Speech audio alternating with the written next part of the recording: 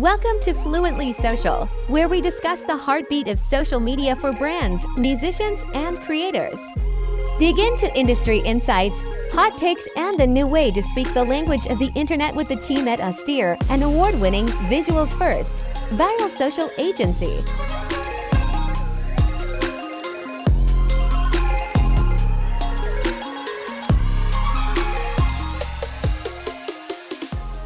Welcome to the Austere Podcast, the premier podcast for viral social media content.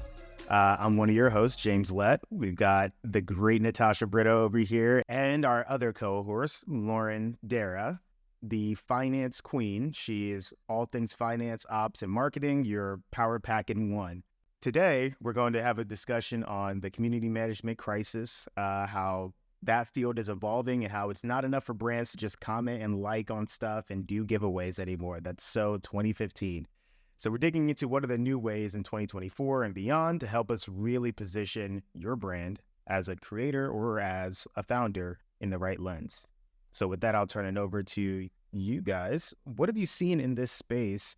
Some examples of what's going on in the world today and how this field is developing and changing in the next 24 months, let's say. Yeah, so if you guys don't mind, I actually would like to take it a notch back. So when I first came into this space, agencies working with brands, we were tasked by large enterprise brands, specifically community management, which actually looked like crisis management and monitoring their DMs. So crisis management could literally look like social listening. Someone is saying bad things about us on Twitter. We need to now address this person directly, or we could also, we could at them and fix the problem, or we're going to make a public statement disputing, rebuting whatever they're talking about. And that really was what a lot of social was. We were listening to conversations. What are people talking about us? Or what are they saying about us? And going, figuring out how to make them not hate us. Because really the narrative was controlled online by what people were saying about us. And, it really still can be, but there's a huge opportunity now for brands to really control their own narrative by taking control. I think of it as like we were on defense and now we're playing offense.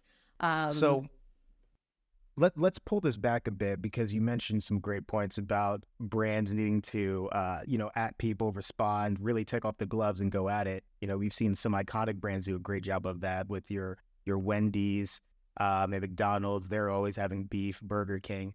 But what was the playbook for brands that weren't at that status? They're not doing those kind of responses. What was your playbook that you've seen? Honestly, it was very, very tight, right? You have an agency come in, work side by side with the stakeholder. You send them, here are the list of things people are saying about you. Which ones deserve a response? And that's really as far as it would go. Most of them is, we're not going to respond to these. Several of them, we would respond either letting them know we would be contacting them directly, or even subtweeting and responding in that way. So that's really all it was. There was no framework around it. It was very much exactly what it sounds. It's called crisis management, and that is it. And most of it wasn't a crisis, but that's really just the, for lack of a better term, that's really how we approached it. Okay. Yeah. When I was at Pizza Hut, it was exactly that. We had a customer care team, and that whole team, which was like a bunch of like younger folks, their whole job was to basically read any sort of messages that were sent in Twitter, or like actual posts on Twitter that were being flagged from either tagging them through social listening or using their mentions in like hashtags or anything, and then basically crisis managing the things that were happening or the things that they were saying. And it was it was a machine, but it was like a very successful machine in that sense. But at the end of the day, it was just crisis management. It wasn't like, some brands like Wendy's were doing it in a fun and creative and silly way, which I think garnered attention, but it still wasn't like fully outbound. It was all inbound. Mm-hmm. So, I mean, I guess how do you even measure the effectiveness of that? Like, is that the best use of a brand's time? I think it's necessary. I don't think we really had any metrics. There were definitely not any metrics to support the success of the program. It was more around, we know this is necessary, and we can't just ghost everyone. This happened as a result of, brands all jumped on social media because they had to be on social media. They did not know the response people would have, because the response people have on social media or online is a lot different than the response they're getting in the old way, which was with phone call or in person, or the feedback that they were getting was very much unexpected. And so we built teams to support the unexpected. And there was really not very many metrics. We weren't measuring success here. We were just trying to, keep the brand from having any bad PR, like, for lack of better terms here. Yeah, it does seem like the landscape has shifted from this more reactive nature. Like you said, it's essentially putting out fires, making sure crazy things don't get through the fold. And, worst case scenario, those crazy things go viral. To now just curating and dripping what the brand wants to be perceived as and hoping to pick up engagement on that front. Is that kind of the swap that you're seeing as well? Yeah, absolutely. Absolutely. I mean, I think of this as there was the old way, and then we have like the new school of community management, which is the things that brands can do to engage with their communities. It's so broad and so vast. The number of different ways in which they can connect there's so many ways. We're seeing them. They're not just reacting now to other brands' posts, because that was a thing, right? A brand posts something that garners attention, another brand hops on. That's very much the Wendy's play, right? Wendy's was jumping on and, adding other brands, mentioning other brands. And that was a really funny, cool way. And it did get people talking. Now, to go even further, what's happening now is brands are now reacting to creators. They're now finding ways to be more relatable, right? And humanize themselves. And that's they see a viral video, they find a way to insert themselves. And we have a bunch of examples of this that we can talk through, but I think, there's just a lot more that brands could be doing. I absolutely agree. It's also super interesting that brands are, at least the good brands, are actually taking advantage of the extra features that social platforms have nowadays. Back in the day, Instagram was literally just post on your feed, typically mostly static photography, and that was it. And that was, especially when I was at Pizza Hut, it was 90% static imagery. We didn't have carousel posts yet. We didn't have any other way of connecting with fans besides getting on the discovery page, getting into the DMs, using the hashtags, and that was it. And now we have reels, we have broadcast channels, we have so many other things. And I mean, just talking broadcast channels alone, that is such an opportunity space that every single brand needs to be on. If they don't have at least one broadcast channel for their ultra fans, they're missing out on market research for free, volunteer opportunities, free feedback, and also giving their top tier fans who actually care about the brand and the mission and the products an opportunity to get sneak peeks on new products that are going to be dropping to the masses, voting rights on different things for opportunities for co-creation, which is a huge way of creating fandom. and just a bunch of other stuff. Like, that's just one platform alone compared to all the platforms that have these sub communities available to create for their fans. And I just, that is a huge piece of community management that most brands are not taking advantage of, but the ones that do are seeing it monetarily in the back end. That's a really interesting point. I can see the broadcast channel almost looking like a guerrilla ambassador or guerrilla affiliate programs. You're capitalizing on what's already there organically. You're cultivating and building that community, and then you're rewarding them for the effort that they're putting in and making it go viral. But to that point, like, where have you seen brands execute this well? Because it sounds like there's a lot that goes into that probably wouldn't be that easy to execute. And if brands are looking, 5 to 10 different ways on how to grow, how do you put this at the forefront and make them understand that they need it? Honestly, I think it comes down to giving, like, you can see statistically how many people are in your group and in your channel that you've created. But I think the main value driver is using it to launch like short run things. I've seen it a lot in the sneaker community where they're trying to show off like renderings and ideas that they have before they actually produce, and getting immediate feedback from their like top buyers, who have true like sneakerhead mentalities before they waste time iterating on products that no one is actually going to buy. So I think it's more of a offset cost of knowing what your market wants and just immediately finding out from reactions. And again, in a way that is curated to only the top segmented group that is most engaged with your brand or product.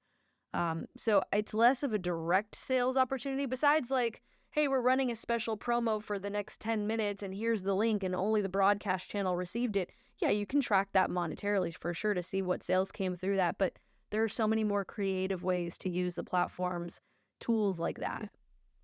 Absolutely. And, I was just thinking about this as you're talking.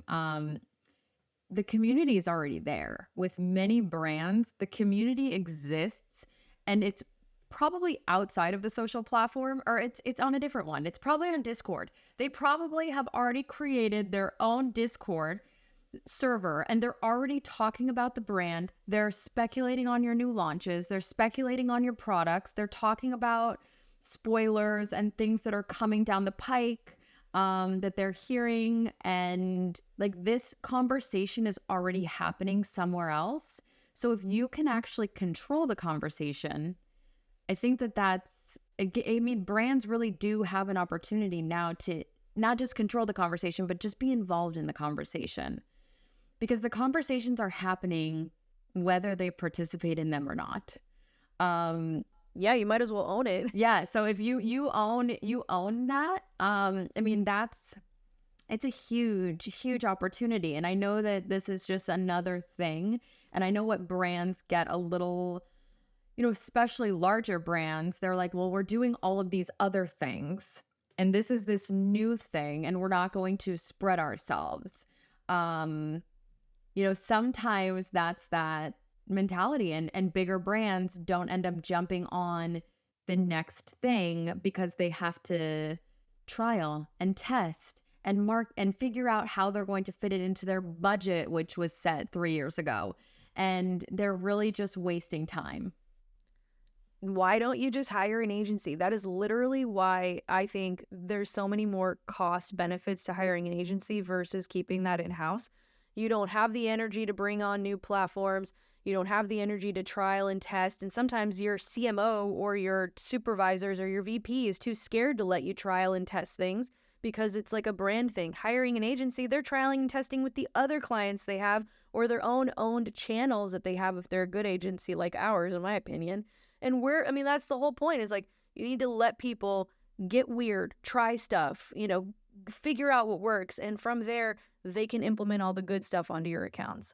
Right now, it's been announced that TikTok is launching TikTok Notes, which is going to be huge. They basically said, oh, you want to take away TikTok from the US market and try and ban us? No problem. We're about to launch TikTok Notes, which is a completely different product that you don't have in some weird Senate ban. And it's basically going to be the competitor to Instagram. most brands are going to cringe at the idea of having a whole other platform that they have to participate in. And to me, as a person in social media, I'm like, let's go, baby. This is going to be so exciting. What's going to work there? What's going to be different there? How is it going to be better? How can we market brands differently in this new platform? That's the kind of excitement you have to have about social media. If you're enjoying this podcast and you want to get to know us at Austere a little bit more intimately, feel free to reach out to us at byaustere/podcast/connect. All you have to do is fill out a form, hop on a call, and you'll talk to one of us about what it's like to work with us, talk about your needs, and we'll figure out how we can help you best. Yeah, early adopters win. Let's just remember that. I mean, there's no better...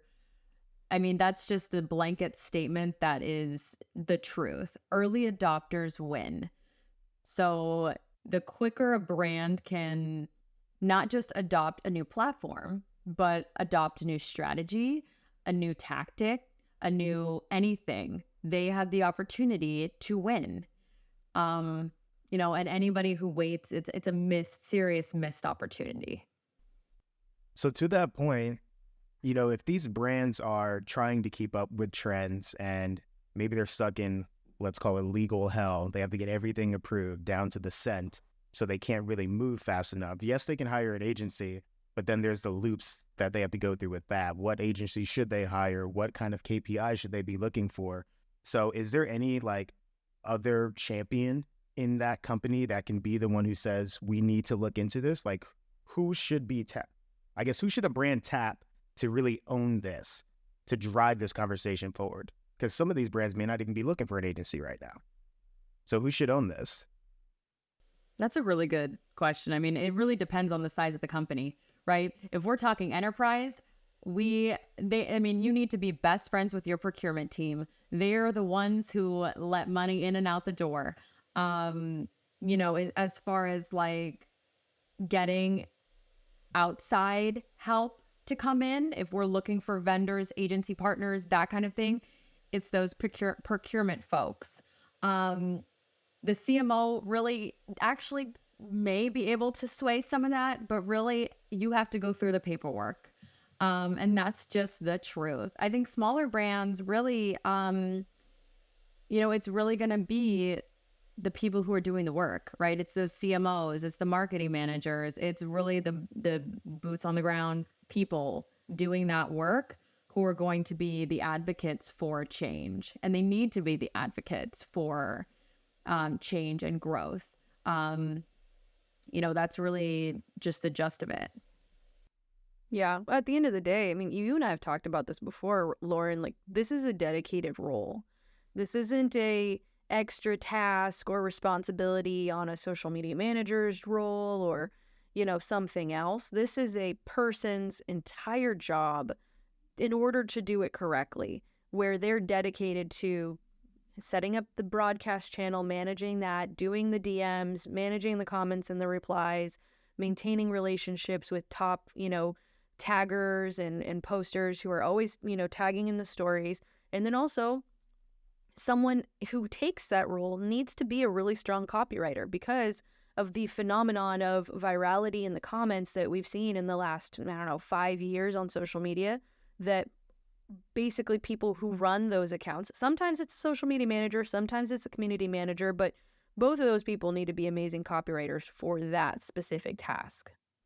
So it seems like there's a sprinkle of a couple of different traits, I would say, inside of here. The community management one, of course, is the client relationship aspect, where your client, in this case, is the people that you're responding to. But there's the customer service aspect as well, because you're doing a little bit of outbound and some inbound.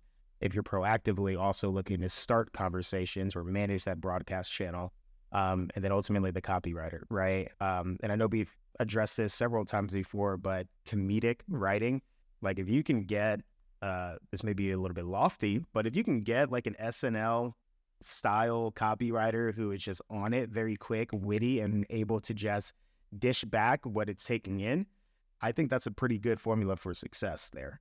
But even then, I still think it needs to be more than one person, at least 2 or 3. The overall manager, maybe the social media manager, and then a copywriter as well to help support.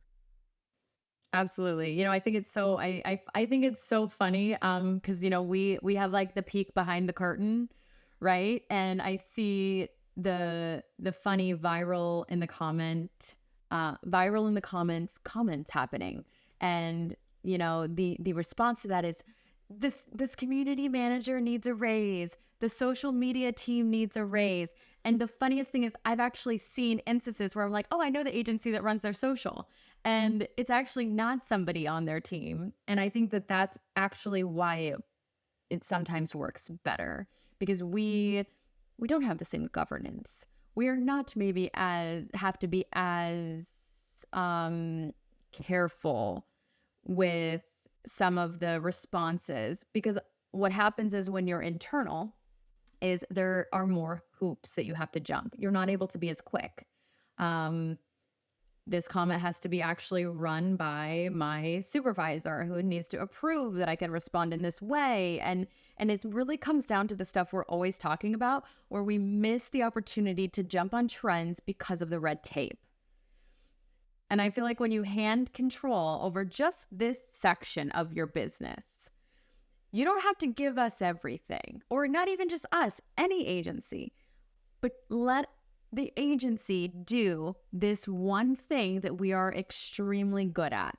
Just trust us and we will make it happen for you. It's not going to feel natural. It's not supposed to. It wouldn't be viral if it felt natural. Absolutely. There's no way you can get rounds of approval on something that has to happen immediately. And the whole point in that the best clients are the ones that say, I trust you, and just ask for forgiveness instead of permission. And those are more often than not the ones that are most easily the ones that go viral, whether in the comments or in the posts themselves. It's like letting go of the fear coming from the brand. And if they can do that, that is a big level of trust with who you work with, 100%. But it does make an impactful difference when it comes to how performance works. I think the expertise is important too, though. Like the expertise that we have, because we can do something really funny and really cool while still maintaining the brand voice and tone. I think that that's the most important thing and what they're afraid of. They're afraid to say something that's going to upset a stakeholder. They're afraid they're going to say something that's going to land them bad publicity. They're afraid that we are going to, they, whoever, something is going to be said that's going to hurt their reputation, sales / something. And really that's where it makes sense to bring in people. We've done this before. Give us your voice and tone guide. We will go a little rogue, but only enough to where it's not going to completely not sound like you.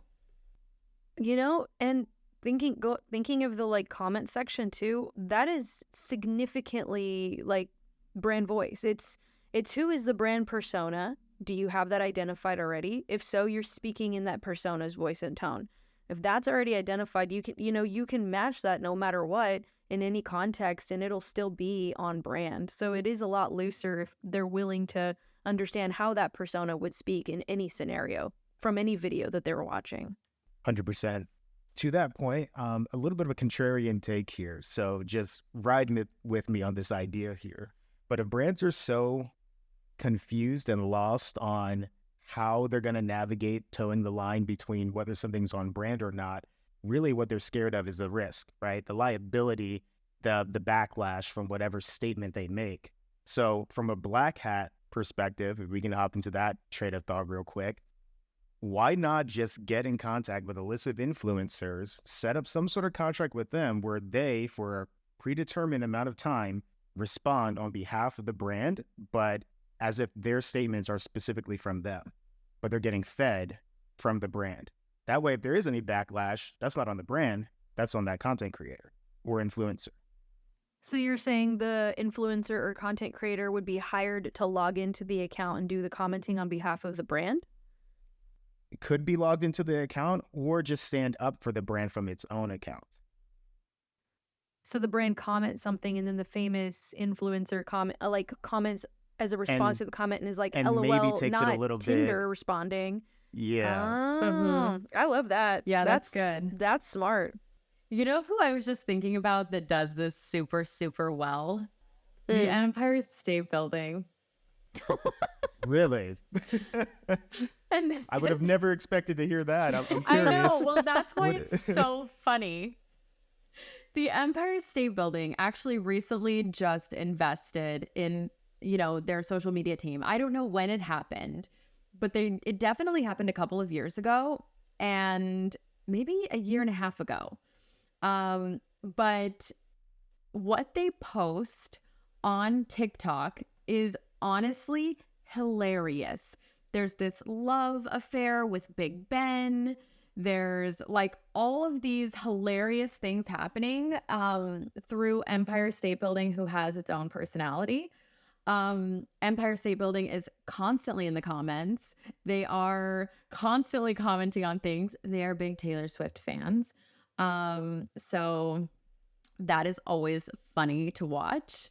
But yes, they are doing amazing. I don't know if they've got people in-house or if they have hired an agency, but something shifted significantly. So you should go check out the Empire State Building and what they are doing over there, because it has been it's pretty hilarious. They've got the TikTok filter with like the eyes and the mouth, and it's like having a conversation through the building. And it's just this really funny community engaging way to create a brand persona. Love. That's so clever. And Yeah, I'm I definitely gonna guys check weren't that out. expecting that one. No, No, but I'm I so d- checking that out after this. Yeah. I mean, of course, I have to show some love being from New York, but now I'm really curious to dig in on that because it seems like they have just a track record of doing this. Like, I'm looking at some of their stats. People start to expect it from them. Like, Empire State Building, what are you doing here again? Like, like not the Empire State Building, and it's just so funny that they're everywhere.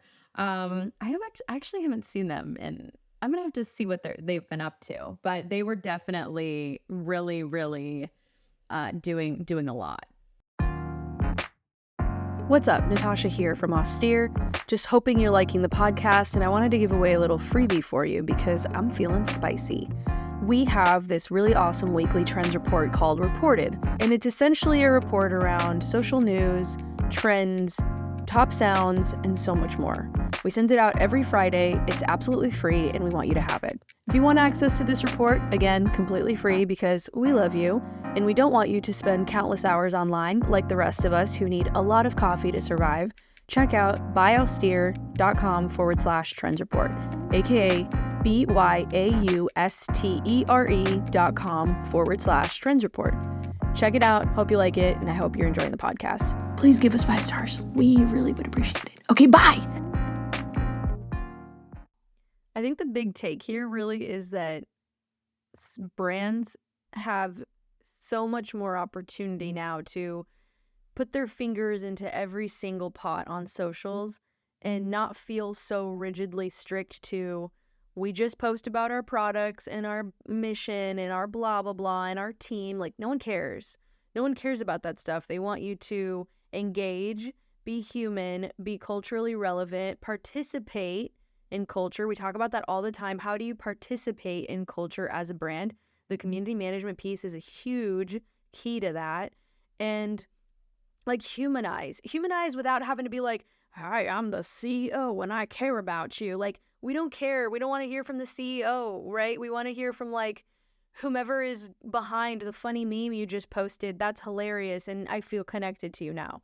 It's such a different relationship than it was like 10 years ago on socials. And again, maybe 30% of the brands online have really adopted this, probably through a lot of help from their partners, their agencies, whatever, or just really good internal teams.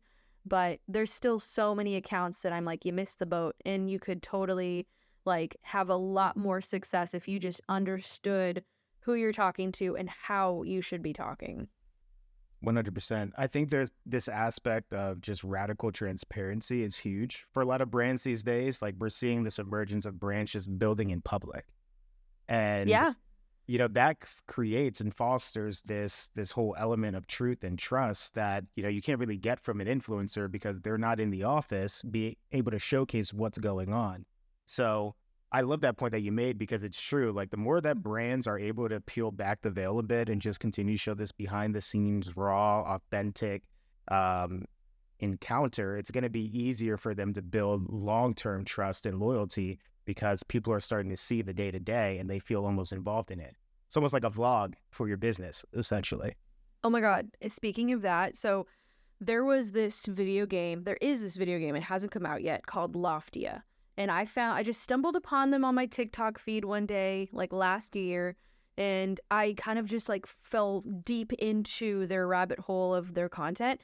It's this little like couple, this girlfriend and boyfriend who left being computer engineers for like a big gaming company and decided to make their own video game based on like eco-sustainability and what's the green version of the cyberpunk? Solarpunk.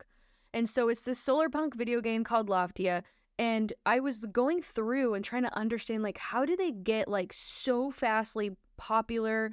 They sold out their Kickstarter, all this stuff. And it felt to me like this is some brilliant marketing who's behind their team. And really, all they were doing was co-creating with their audience as they were building. They were like, day one of creating our video game Loftia. Today we're working on this little illustration, whatever. Do you guys like it? What color should it be? Should we add features to it? How should it perform in the game? And the comments would go crazy. And they did it every single day, same format, nothing crazy, and genuinely co-created the entire game with their fans and followers that were growing massively over the course of a year. I don't know how big they are now. It's probably at like 1 million. I wouldn't be surprised.